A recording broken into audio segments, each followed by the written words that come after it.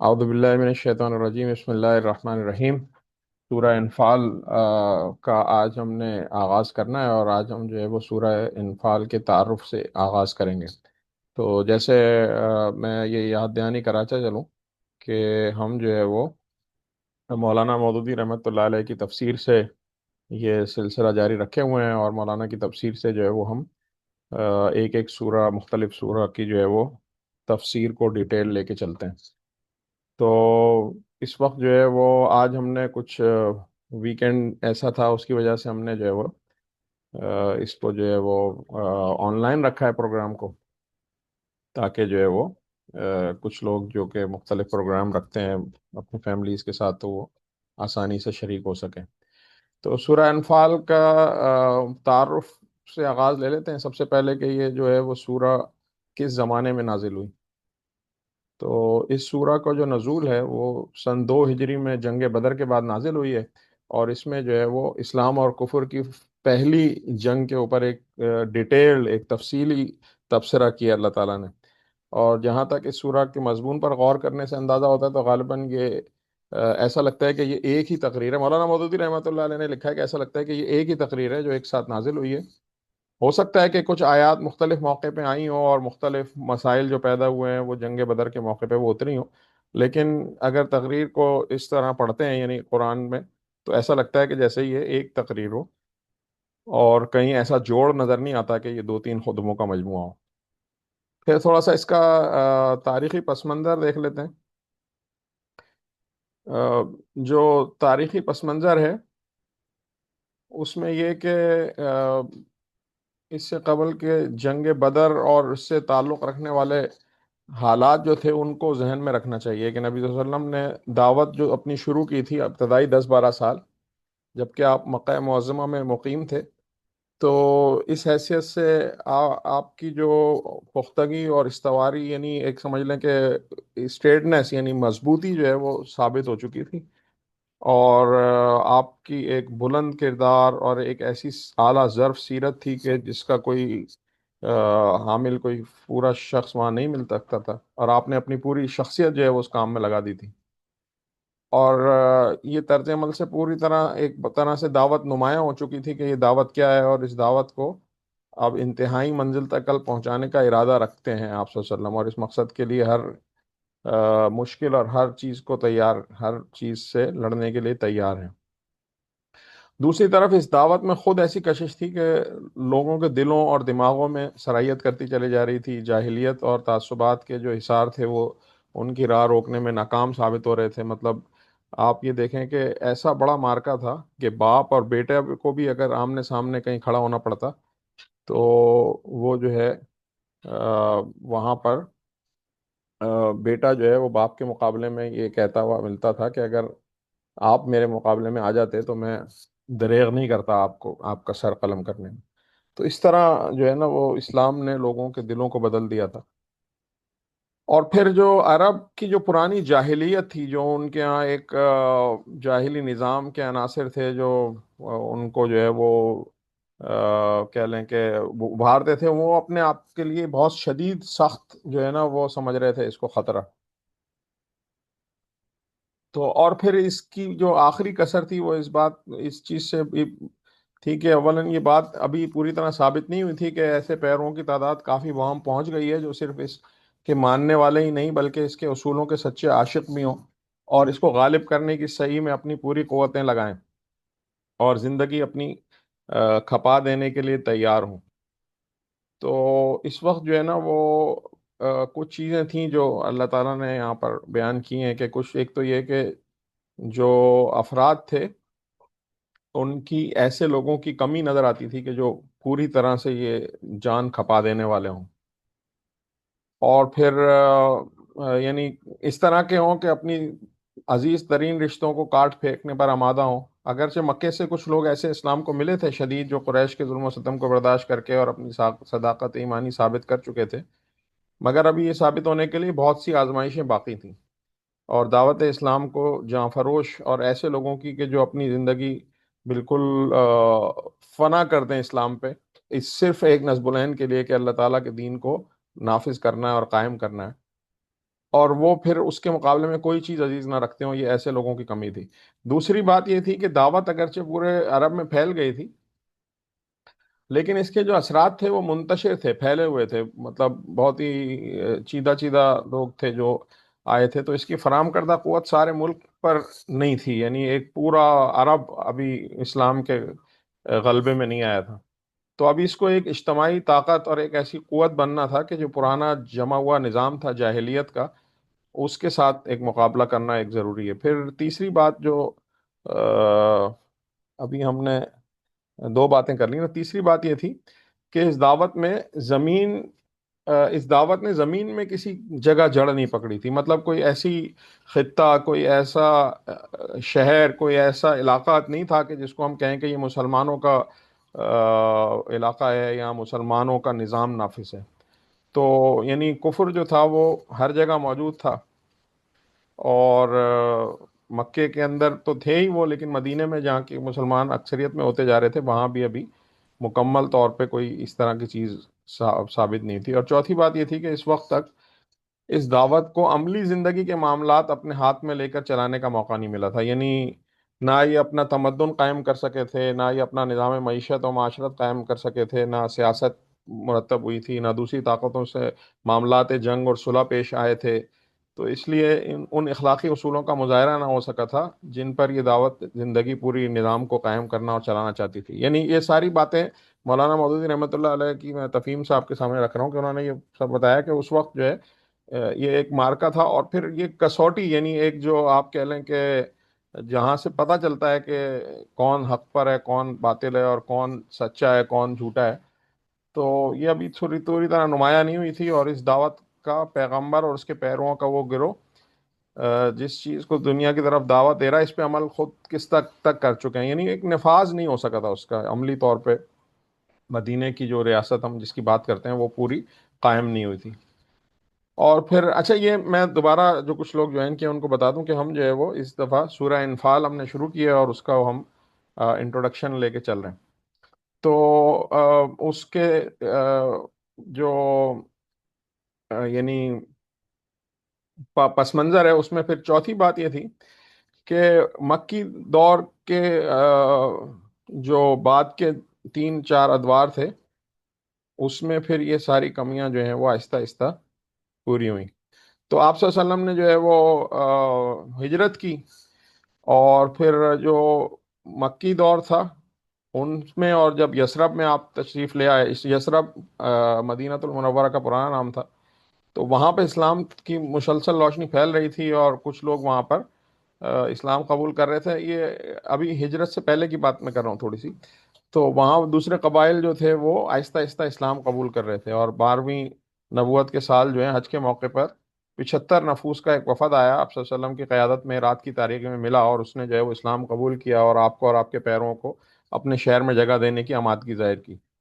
اور یہ اسلام کی تاریخ کا ایک بہت انقلابی موقع تھا جسے خدا نے عطا فرمایا تھا۔ نبی صلی اللہ علیہ وسلم نے ہاتھ بڑھا کر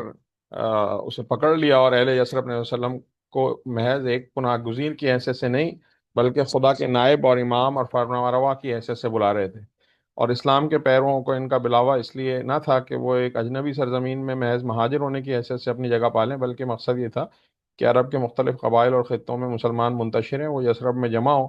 اور یسربی مسلمانوں کے ساتھ ایک منظم معاشرہ بنا لیں۔ یعنی یہ بات اچھی طرح ذہن میں رکھ لیں، ابھی آگے واقعات بھی احادیث سے جو ملے ہیں وہ بھی میں آپ کے سامنے رکھتا ہوں، کہ جو مدینے کے مسلمان تھے وہ پہلے دن سے یکسو تھے، اور انہیں کلیئر تھا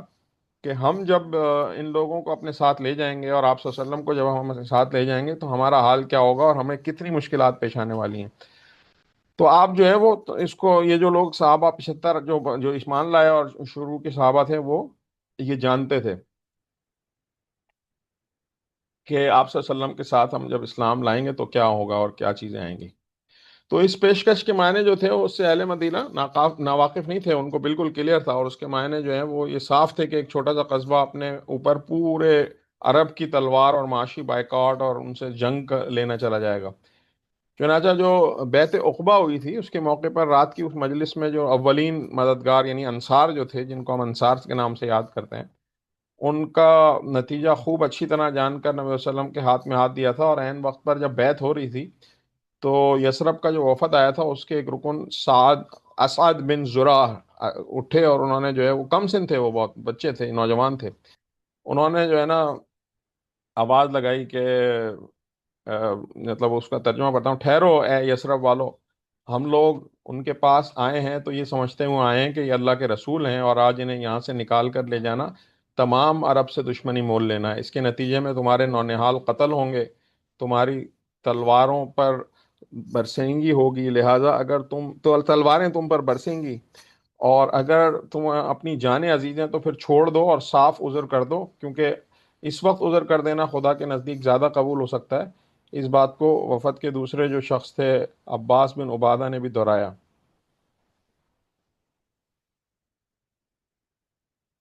تو انہوں نے جو ہے نا وہ یہ بات دہرائی، اور انہوں نے کھڑے ہو کے کہا کہ جانتے ہو اس شخص سے جس پر بیعت کر رہے ہو؟ آوازیں آئیں کہ ہاں جانتے ہیں۔ تو تم اس کے ہاتھ پر بیعت کر کے دنیا بھر سے لڑائی مول لے رہے ہو، بس اگر تمہارا خیال ہے کہ یہ تمہارے مال تباہی اور تمہارے اشراف کی ہلاکت کے خطرے میں پڑ جائیں گے تو تم اسے دشمن کے حوالے کر دو گے، تو بہتر ہے کہ آج ہی اسے چھوڑ دو، یعنی ایسا وقت آئے گا کہ جب سب تم پہ ٹوٹ پڑیں گے، تو اس وقت تم اس کا ہاتھ چھوڑ دو، اس سے بہتر ہے کہ آج ہی چھوڑ دو، کیونکہ خدا کی قسم یہ دنیا اور آخرت کی رسوائی ہے۔ یعنی ان کا ایمان بالکل پختہ تھا، انہیں کلیئر تھا کہ اللہ تعالیٰ کے نزدیک یہ کتنا بڑا جرم ہے کہ آپ نبی صلی اللہ علیہ وسلم کو اپنے ساتھ لے جائیں اور پھر جب مصیبت پڑے تو ہم ہاتھ چھوڑ لیں۔ تو آئیے میں اسی کو آگے پڑھتا ہوں۔ پھر انہوں نے کہا کہ اور اگر تمہارا ارادہ یہ ہے کہ جو پلاوا اس وقت شخص تم کو دے رہا ہے اپنے اموال کی تباہی اور اپنے اشراف کی ہلاکت کے باوجود تم تباہ ہوگے، تو بے شک اس کا ہاتھ تھام لو، خدا کی قسم یہ دنیا اور آخرت کی بھلائی ہے، یعنی اس پہ بالکل اتفاق تھا انہیں۔ تو انہوں نے وفد کے تمام لوگوں نے بالاتفاق کہا کہ ہم اسے لے کر اپنے اموال کو تباہی اور اپنے اشراف کی ہلاکت کو خطرے میں ڈالنے کے لیے تیار ہیں، یعنی ہمارے جو بڑے ہیں وہ چاہے اللہ کی راہ میں قربان ہو جائیں، ہمارے پیسے چاہے چلے جائیں۔ تو پھر یہ جو مشہور بیعت عقبہ تھی وہ ہوئی، اور اسے بیعت عقبہ ثانیہ کہتے ہیں۔ پھر دوسری طرف جو اہل مکہ تھے، ان کا معاملہ جو معنی رکھتا تھا وہ بھی کسی سے پوشیدہ نہیں تھا کہ وہ آپ صلی اللہ علیہ وسلم جن کی ایک زبردست شخصیت تھی اور غیر معمولی قابلیت رکھتے تھے وہ قریش میں، اور انہیں پھر وہاں جا کے ایک ٹھکانہ میسر آ رہا تھا، تو ان کی قیادت میں پیروان اسلام جو تھے، جنہوں نے اسلام قبول کیا تھا، ان کی عظیمت اور استقامت بھی وہ دیکھ چکے تھے، قریش آخری حد تک آزما چکے تھے، وہ کوئی ایک فرد ایسا نہیں دیکھتے تھے کہ جو آپ صلی اللہ علیہ وسلم کے راہ میں کوئی چھوٹا پایا جاتا ہو۔ یعنی آپ نے وہ واقعہ سنے ہوگا نا کہ جب حضرت بلال حبشی کو مکے کی زمین پر ریت پہ جلتی ہوئی لٹا کے ان کے سینے پہ پتھر رکھ دیا جاتا تھا اور ان سے کہا جاتا تھا کہ اسلام سے پھر جاؤ، تو وہ آہت آہت کے نعرے لگاتے تھے، اسی طرح آپ نے بے شمار واقعہ سنے ہوں گے۔ اور اس میں ایک واقعہ وہ بھی بڑا مشہور ہے کہ جس میں جو ہے وہ آپ صلی اللہ علیہ وسلم کے ایک صحابی تھی نے وہاں کے لوگوں نے ان کو پکڑا اور ان کو آگ میں جلانا چاہتے تھے، گرم تیل میں ڈالنا چاہتے تھے، تو انہوں نے کہا کہ تم اپنے دین کو چھوڑ دو اور محمد تمہاری جگہ یہاں لے آئے، تو ان کی آنکھوں میں آنسو آ گئے۔ تو انہوں نے کہا کہ تم رو گئے، ڈر گئے؟ تو انہوں نے فرمایا کہ ڈرا نہیں ہوں، بلکہ میں تو یہ اس بات کا غم ہے کہ یہ زندگی ایک دفعہ دی گئی، بار بار بھی یہ زندگی ملے تو میں اس راہ میں قربان کروں، اور محمد صلی اللہ علیہ وسلم کی تو راہ میں میں یہ بھی نہیں پسند کروں گا کہ ان کو ایک کانٹا چبھے اور میری جان چھوٹ جائے۔ تو یعنی ایسے صحابہ تھے۔ تو اس سب کے ساتھ جو ہے وہ مسلمانوں کے اوپر قریش نے جو ہے پھر کیا کیا کہ معاشی دباؤ ڈالنا شروع کیا، اور ہر طرح کے رستے جو ہے وہ ہوئے۔ تو اب صرف آپ یہ دیکھ لیں کہ جو شاہراہ تھی جو مدینے کی طرف سے گزرتی تھی، اس پر چل کر جو ہے وہ 2.5 لاکھ اشرفی سالانہ مکہ تک پہنچتی تھی، تو بزنس کا رستہ تھا وہ ان کا، اور طائف اور دوسرے جو رستوں کی تجارت تھی وہ اس کے علاوہ تھی۔ تو قریش جو ہے نا وہ خوب سمجھتے تھے کہ یہ جس راہ انہوں نے بیعت عقبہ ہوئی ہے اسی رات اس معاملے کی بھنک ان کے کانوں میں پڑ گئی، اور ان کو کھلبلی مچ گئی کہ یہ تو جو ہے وہ اہل مدینہ نبی صلی اللہ علیہ وسلم کو توڑنے کی کوشش کر رہے ہیں، اور پھر جب یہ یہاں سے لے جائیں گے آپ صلی اللہ علیہ وسلم کو، تو پھر ایک بہت بڑا خطرہ ہمارے لیے کھڑا ہو سکتا ہے۔ تو اب اس سارے کے بعد جو ہے وہ ہجرت ہوئی، نبی صلی اللہ علیہ وسلم ہجرت کر گئے، تو جو قریش کی مجلس شورا منعقد ہوئی، جو ان کے بڑے اکٹھے ہوئے، تو انہوں نے بڑی کوشش کی اور کہا کہ جانے سے پہلے، بلکہ جب آپ آمادہ ہو گئے، ابھی گئے نہیں تھے، تو طے ہو گیا کہ بنی ہاشم کے سوا تمام خانوادے اکٹھے ہوں، سارے جو بھی تھے ان میں سے ایک ایک آدمی چنا جائے،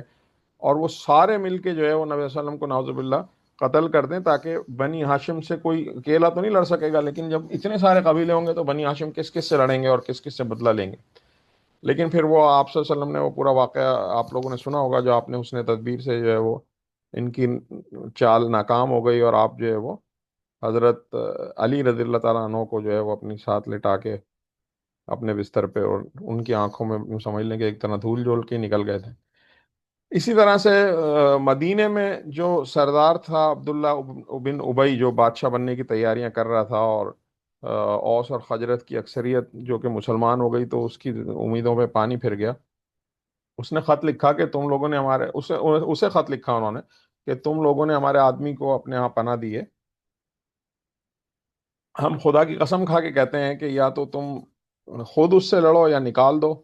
ورنہ ہم سب حملہ آور ہو جائیں گے اور تمہارے مردوں اور عورتوں کو قتل کریں گے اور عورتوں کو لونڈیاں بنا لیں گے۔ تو یہ سارے معاملات تھے کہ جس میں جو ہے نا وہ قریش جو ہیں وہ تھے۔ تو قریش کا رد عمل جو تھا وہ کیا تھا کہ وہ کسی بھی طرح اس کو نہیں چاہ رہے تھے، ان کا راستہ رکتا تھا، انہوں نے جو ہے وہ دھمکیاں دیں، اور اس سب کے باوجود بھی جو ہے وہ مدینے کے لوگوں نے استقامت دکھائی، اور کئی واقعات ہیں جس میں عبداللہ بن ابی جو ہے وہ کچھ آمادہ شر بھی ہوا، اس نے کوشش کی کہ کسی طرح آپ صلی اللہ علیہ وسلم کا راستہ روکا جائے، لیکن سعد بن معاذ رئیس مدینہ عمرے کے لیے مکہ گئے، وہاں عین حرم کے دروازے پر ابو جہل نے ان کو روکا اور کہا کہ جو ہے وہ تم تو ہمارے دین کے مرتدوں کو پناہ دے رہے ہو، یعنی جو ان کا جاہلانہ مذہب تھا، ان کی مدد اور اعانت کا دم تم بھرو اور ہم تمہیں اطمینان سے مکے کا طواف کرنے دیں، اور اگر تم بنو امیہ بن خلف کے مہمان نہ ہوتے تو زندہ یہاں سے نہ جا سکتے تھے۔ آپ کو یہ پتا ہے کہ مکے کا جو جو قریش کا معاشرہ تھا، ان کے ہاں کسی کا یوں کہہ لیں کہ آ، کیا لفظ بہتر ہوتا ہے، کہ یعنی کسی کو آپ پروٹیکشن دے دیتے ہیں نا کہ یہ میری پروٹیکشن میں، تو اسی طرح وہ جو جن کا ذکر ہو رہا ہے صحابی کا، وہ ایک خاص قبیلے کی پروٹیکشن میں تھے، تو اس وجہ سے جو ہے وہ ان کو وہ کہتا ہے کہ ورنہ میں تمہیں قتل کر دیتا۔ تو صاحب نے جواب دیا کہ بخدا اگر تم نے مجھے اس چیز سے روکا تو میں تمہیں اس چیز سے روک دوں گا جو تمہارے لیے سے شدید تر ہے، یعنی مدینے پر سے تمہاری رہ گزر، یعنی وہ اب جو تمہارا ٹریڈ روٹ ہے اس کو ہم روک دیں گے، پھر دیکھو تمہاری کیا حالت ہوتی ہے۔ تو یہ گویا اہل مکہ کی طرف سے اس بات کا اعلان تھا کہ زیارت بیت اللہ کی راہ مسلمانوں پر بند ہے، اس کے جواب میں اہل مدینہ کی طرف سے اشارہ تھا کہ شامی تجارت کا راستہ مخالفین اسلام پر بند کر دیں گے، خطرہ ہے اس کے لیے۔ تو فی الواقع اس وقت مسلمانوں کو اس کے سوا کوئی تدبیر نہ تھی کہ اس تجارتی شاہراہ کو اپنی گرفت کریں، تاکہ جو قریش کے دوسرے قبائل جو ہیں ان کو جو ہے وہ کنٹرول کیا جائے۔ تو یہ سارے عرب کے اس وقت کے حالات ہیں، اور میں تھوڑا سا دوبارہ ریکال کر دوں کہ ہم جو ہے وہ آج ہم نے سورہ انفال کی تشریح شروع کی ہے، اور اس کی ہم انٹروڈکشن کا ڈسکس کر رہے ہیں، جس میں کہ عرب کے حالات کیا تھے اس دور میں، اور کن کن حالات میں یہ صورت نازل ہوئی ہے۔ تو پھر آپ نے جو ہے وہ قریش کے دوسرے قبائل جن کا مفاد اس راستے سے وابستہ تھا، جو اپنی دشمنی اور مزاحمت کی پالیسی پر نظر ثانی کرنے کے لیے مجبور ہو جائیں، انہوں نے ان سے رابطے شروع کیے۔ تو مدینے پہنچتے ہی آپ صلی اللہ علیہ وسلم نے جو کہ ایک نوخیز اسلامی سوسائٹی کی ابتدا کی، اس میں جو ہے وہ اطراف کے یہودی آبادیوں کے ساتھ معاملہ طے کیا، اور جو دوسرے جو اس شاہراہ پہ قبائل تھے ان سے بھی آپ نے چیزیں شروع کی۔ تو دو اہم تدابیر کی، ایک یہ کہ مدینے کے ساحل بحر احمر کے درمیان سے شارہ جو متصل قبائل تھے ان کے ساتھ گفت و شنید شروع کی، تاکہ ایک حلیفانہ اتحاد کم از کم طرفداری کے معاہدہ کرنے کم از کم، یعنی جو ٹریڈ روٹ بن رہا تھا سمندر بحر احمر کے ساتھ وہاں پہ، تاکہ جو ہے وہ کچھ ہمارے قبائل ایسے ہوں جو ہمارے ساتھ ہوں۔ چنانچہ آپ نے اس کو پوری کامیابی ہوئی، پھر آپ نے جو ہے وہ دوسرے جو پہاڑی کے ساحل تھے وہاں آپ نے جو ہے وہ ان سے معاہدے کیے۔ تو اس طرح اسلام نے جو ہے وہ اپنے قبائل کچھ حامی بنا لیے تھے، اور کچھ کے ساتھ جو ہے وہ اچھا خاصا ایک تعلق پیدا ہو گیا۔ دوسری جو اسٹریٹجی تھی آپ صلی اللہ علیہ وسلم کی، وہ یہ تھی کہ قافلوں کو، جو قریش کے قافلے تھے ان کو دھمکی دینے کے لیے شارع پر پہم چھوٹے چھوٹے دستے بھیجنے شروع کر دیے۔ بعض دستوں کے ساتھ آپ خود بھی تشریف لے گئے، اور پہلے سال اس طرح 4 دستے گئے، جو مغازی کی کتابوں میں سریہ حمزہ، سریہ عبیدہ بن حارث، سریہ سعد بن ابی وقاص اور غزوہ البوا کے نام سے موسوم ہے۔ اچھا، سریہ اس جنگ کو کہتے ہیں کہ جس میں آپ صلی اللہ علیہ وسلم خود تشریف نہ لے گئے ہوں لیکن آپ کی زندگی میں وہ اور آپ نے قافلہ بھیجا ہو، اور غزوہ اس کو کہتے ہیں کہ جس میں آپ نے خود شرکت فرمائی ہو۔ تو دوسرے سال جو ابتدائی مہینوں میں جو مزید کچھ چیزیں ہوئیں، جس میں اہل مغازی جو تھے ان کو اور ذوالعشیرہ کے نام سے یاد کرتے ہیں، تو اس طرح کی بہت سی مہمات تھیں جو آپ صلی اللہ علیہ وسلم نے سر کی۔ ان میں سے کسی میں کشت و خون تو نہیں ہوا، یعنی لوگوں کو مارا نہیں گیا، قافلہ نہیں لوٹا گیا، جس سے یہ صاف ظاہر ہوتا ہے کہ طاقت جو ہے وہ آہستہ آہستہ مسلمانوں کی طرف آتی جا رہی تھی۔ تو قریش کو جو ہے وہ ہوا کا رخ بتا رہا تھا کہ اب ان کے لیے چیزیں مشکل ہوتی جا رہی ہیں۔ تو اس طرح سے جو ہے وہ خالص آپ صلی اللہ علیہ وسلم مہاجر اور مکی مسلمانوں کے دستے بھیجتے تھے، اور حتی الامکان کوشش کرتے کہ قریش کے مقابلے میں سامنے سے قریش کے لوگ ہی ہوں، تاکہ جو ہے وہ قبیلوں میں جنگ نہ پھیل جائے، یعنی قریش جو ہے وہ اکسا کے اہل مدینہ کی طرف لوگوں کو لے کے نہ آئے۔ تو ادھر سے اہل مکہ بھی مدینہ کی طرف سے جو ہے وہ غارت گر دستے بھیجتے تھے، چنانچہ انہی میں سے ایک دستے نے جو ہے وہ کرز بن جعفر فہری کی قیادت میں عین مدینہ کے قریب ڈاکہ مارا اور اہل مدینہ کے مویشی لوٹ لیے۔ قریش کی کوشش سے اس سلسلے میں یہ رہی کہ قبیلوں میں کشمکش میں الجھا دیں اور اس طرح سے جو ہے وہ لڑائی ہو جائے اور لوٹ مار کی نوبت تک پہنچا دیں۔ تو حالات یہاں تک پہنچے کہ شعبان 2 ہجری تک جو ہے وہ قریش کا ایک بڑا قافلہ، جس میں تقریباً 50,000 اشرفی کا مال تھا اور 30-40 سے زیادہ محافظ نہ تھے اس میں، وہ شام سے مکہ کی طرف پلٹتے ہوئے وہاں پہنچا، جو مدینہ کی زد میں جو علاقہ تھا۔ تو اب جو ہے وہ یہ قافلہ ہے جو ایک تھا، جو قافلہ آ رہا ہے، اور دوسرا یہ کہ اس کے لیے جو سردار تھا وہ ابو سفیان تھا، تو وہ پرخطر علاقے میں پہنچا تو ایک آدمی کو مکے کی طرف دوڑا دیا کہ وہاں سے مدد لے آئے۔ اس کو اندازہ تھا کہ اب یہاں سے گزر رہے ہیں تو یہ مدینہ کے لوگ ہمارے مقابلے میں نہ آ جائیں۔ تو اس شخص نے مکے پہنچتے ہی عرب کے قدیم قاعدے کے مطابق جو ہے اپنے اونٹ کے کان کاٹے، ناک چیر دی، اور جو جس پہ بیٹھتے ہیں نا کجاوا، اس کو الٹ دیا، اور یہ ان کا عربوں کا ایک خاص عجیب وہ تھا۔ اور اس شخص نے مکہ پہنچتے ہی جو ہے وہ قدیم قاعدے کے مطابق مطلب چیخنا چلانا، اپنی قمیض پھاڑ لی اور شور مچانا شروع کر دیا، یا معاشر القریش، یعنی اے قریش والو، اپنے قافلہ تجارت کی خبر لو، تمہارے مال جو ابو سفیان کے ساتھ ہیں، محمد اپنے آدمی لے کر ان کے در پر ہو گیا ہے، مجھے امید نہیں ہے کہ تم انہیں پا سکو گے، دوڑو مدد کے لیے پکارو۔ تو اس طرح اس نے جو ہے وہ پورے مکہ میں ایک ماحول بنا دیا، ایک ہیجان برپا کر دیا، ایک آگ سی لگ گئی سب جگہ۔ تو قریش کے جتنے بڑے بڑے سردار تھے وہ تیار ہو گئے، اور تقریباً 1,000 مرد اور جنگی سامان لے کر، اور 600 زریں تھیں ان کے پاس، 100 سے زائد جو ہے وہ سوار تھے، جو کہ پوری شان و شوکت کے ساتھ نکلے۔ تو ان کے پیش نظر یہی کام تھا کہ قافلے کو بچا لائیں گے، بلکہ اس ارادے سے نکل کے آئے تھے کہ اس دن کے خطرے کو ہمیشہ کے لیے ختم کر دیں گے، یعنی مدینہ میں جو طاقت ابھی اٹھ رہی ہے، مجتمع ہو رہی ہے، اسے بالکل کچل دیں گے، اور ارد گرد قبائل جو ہیں وہ ان کے ساتھ بھی، ان کو بھی ہم پاور میں لے آئیں گے۔ کیونکہ دیکھیں اس دور میں مسلمانوں کے آنے کے سے پہلے جو عرب کے معاشرے میں قریش کی ایک بڑی حیثیت تھی، کیونکہ ان کے پاس بیت اللہ تھا، یعنی خانہ کعبہ تھا، جہاں پر لوگ حج کے لیے آیا کرتے تھے، اور تجارتی روٹ بنتا تھا، ان کو بہت بڑی آمدن کا ایک ذریعہ تھا۔ تو وہ خطرے میں نظر آ رہی تھی ان کو اپنی ساری چیزیں۔ تو اب نبی صلی اللہ علیہ وسلم جو حالات سے ہمیشہ باخبر رہتے تھے، آپ نے محسوس فرمایا کہ اب فیصلے کی گھڑی آ پہنچی ہے، اور اب کچھ نہ کچھ معاملہ ہے۔ تو اب یہ ٹھیک وہ وقت ہے کہ جب ایک ایسا اقدام نہ کیا گیا اس وقت کہ تحریک، اگر آج کوئی ایکشن نہیں لیا گیا تو پھر تو ہم ختم ہو جائیں گے ہمیشہ کے لیے، تحریک اسلامی تحریک یا اللہ تعالیٰ کے دین کی تحریک جو ہے وہ بالکل دم توڑ جائے گی۔ تو آپ صلی اللہ علیہ وسلم نے جو ہے وہ مطلب ابھی 2 سال ہوئے نہیں تھے، مہاجرین بے سر و سامان تھے، انصار بھی ابھی ناموزہ تھے، ان کو بھی تجربہ نہیں تھا، یہودی قبائل جو تھے ارد گرد کے وہ بھی مخالفت پر مبنی تھے، خود مدینے میں منافقین کا اچھا خاصا اور مشرکین کا اچھا خاصا طاقتور عنصر تھا، اور ارد و پیش کے قبائل بھی قبیلے جو تھے وہ بھی کوئی آپ کے اتنے ہمدرد نہیں تھے، لیکن بہرحال ایسے سب حالات تھے جب قریش جو ہے وہ مدینہ پر حملہ آور ہونے کے لیے آ رہے تھے، تو مسلمان بہت مٹھی بھر تھے. تو لیکن اگر وہ حملہ نہ کریں تو اپنے زور سے قافلے کو بچا کر ہی نکال لے جائیں، تو مسلمان اس میں بھی دبک کے بیٹھ جائیں گے، اور ایک بڑی ان کی ہوا اکھڑ جائے گی مسلمانوں کی. عرب کا بچہ بچہ کہے گا کہ یار دیکھو یہ ان کی کیا غوثیت ہے، وہ تو آ کے چلے گئے. تو آس پاس کے سارے قبائل بھی قریش کے اشارے پر جو ہے وہ اکٹھے ہونا شروع ہو گئے تھے، اور مدینہ کے یہودی اور منافقین بھی جو ہے وہ اللہ، اس طرح اگر کر دیا گیا تو سارے سر اٹھائیں گے، اور پھر تو دارالہجرت میں جینا مشکل ہو جائے گا. آپ صلی اللہ علیہ وسلم نے اپنے صحابہ سے سوچا تو مسلمانوں کا کوئی رو بھی نہیں بچے گا، اور سب کچھ جو ہے وہ ختم ہو جائے گا. تو اس سارے میں جو ہے وہ آپ صلی اللہ علیہ وسلم نے فیصلہ کیا کہ جو طاقت میسر ہے اس کے ساتھ نکلیں گے، اور جس طرح بھی ممکن ہوگا پھر ان سے جنگ کی جائے گی، اور ایک فیصلہ کن جنگ ہو سکتی ہے. تو آپ نے انصار اور مہاجرین کو جمع کیا، اور آ،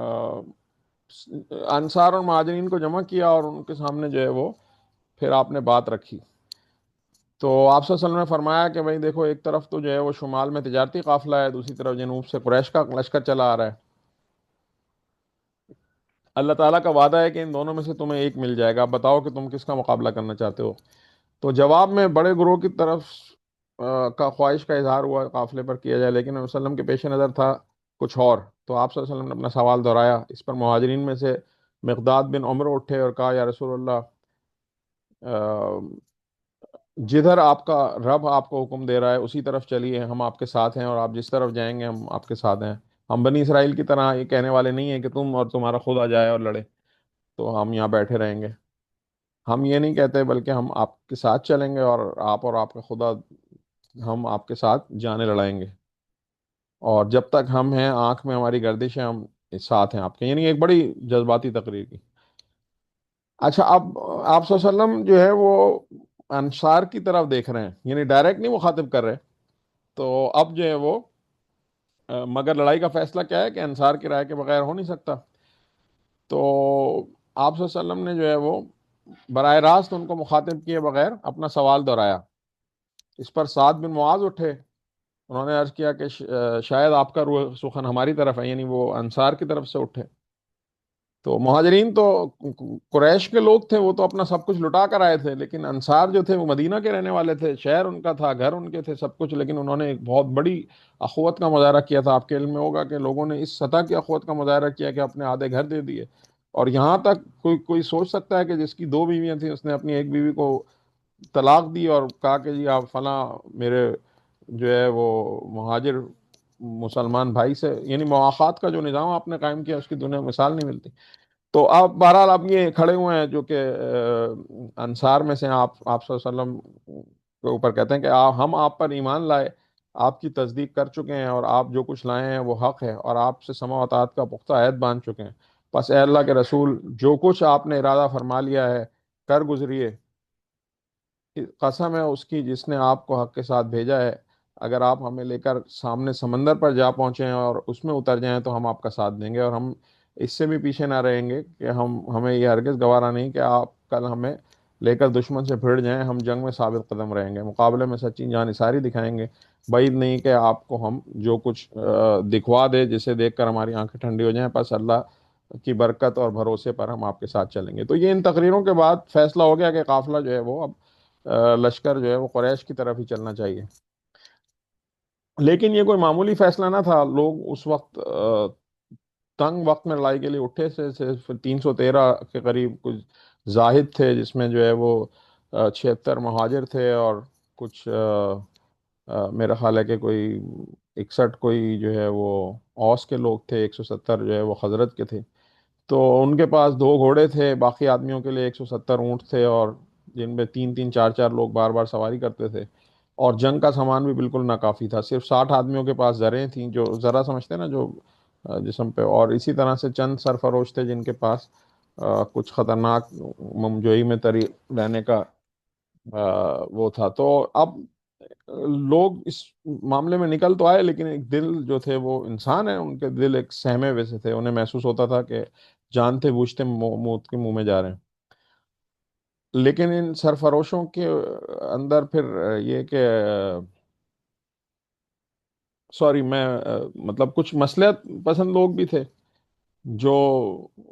اسلام میں داخل تو ہو گئے تھے، مگر ایمان سے اور ان کا دل قائم نہ تھا، تو وہ اس مہم کو جو ہے وہ دیوانگی اور تعبیر کرتے تھے کہ یار یہ تو پاگل ہو گئے، مرنے کے لیے جا رہے ہیں، خودکشی کے لیے جا رہے ہیں۔ لیکن جو دینی جذبے کے لوگ تھے وہ آپ صلی اللہ علیہ وسلم کے مومنین صادقین تھے، انہوں نے کہا کہ اللہ کے نبی نے کہا ہے تو اللہ تعالیٰ ہمیں یقیناً فتح دے گا، اور پھر وہ جان کی بازی لگانے کے لیے ساتھ نکل کے کھڑے ہوئے۔ تو یہ جو قافلہ چلا، انہوں نے سیدھے جنوب کی راہ لی جدھر قریش آ رہا تھا، حالانکہ ابتدا میں قافلے کو لوٹنا شمال مغرب کی جہاں لی جاتی۔ تو اس طرح سے جو ہے وہ 17 رمضان المبارک کے طور پہ بدر کے مقام پر جو ہے وہ فریقین کا مقابلہ ہوا، اور اس میں جو دوسرے لشکر مقابلے میں نبی صلی اللہ علیہ وسلم نے دیکھا کہ تینوں کافروں کے مقابلے میں ایک مسلمان ہے، یعنی 1,000 کا لشکر وہاں تھا، یہاں 313 تھا، اور پوری طرح مسلح بھی نہیں تھے۔ تو اب جو ہے وہ آپ صلی اللہ علیہ وسلم نے خدا کے آگے ہاتھ پھیلائے، اور خشوع و خضوع سے جو ہے وہ آپ صلی اللہ علیہ وسلم نے دعا فرمائی اللہ تعالیٰ کے سامنے۔ آپ نے فرمایا کہ خدایا یہ ہیں قریش اپنے سامان غرور کے ساتھ آئے ہیں تاکہ تیرے رسول کو جھوٹا ثابت کریں، خداوند بس اب آ جائے تیری وہ مدد جس کا مجھ سے وعدہ کیا گیا ہے۔ اے خدا اگر یہ مٹھی بھر جماعت ہلاک ہو گئی تو روئے زمین پر تیری عبادت نہ ہوگی۔ تو یہ سارا موقع تھا جس کے مطلب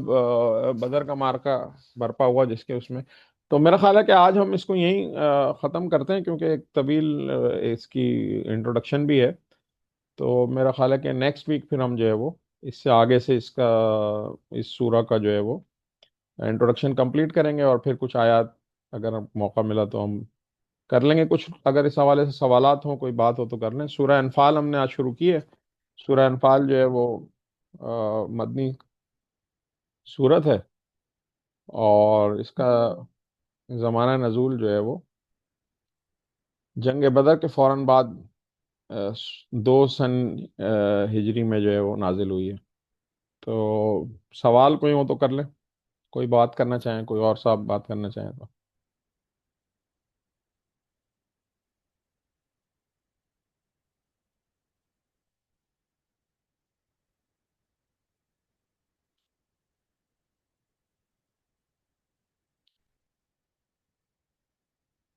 ٹھیک ہے پھر، میرا خیال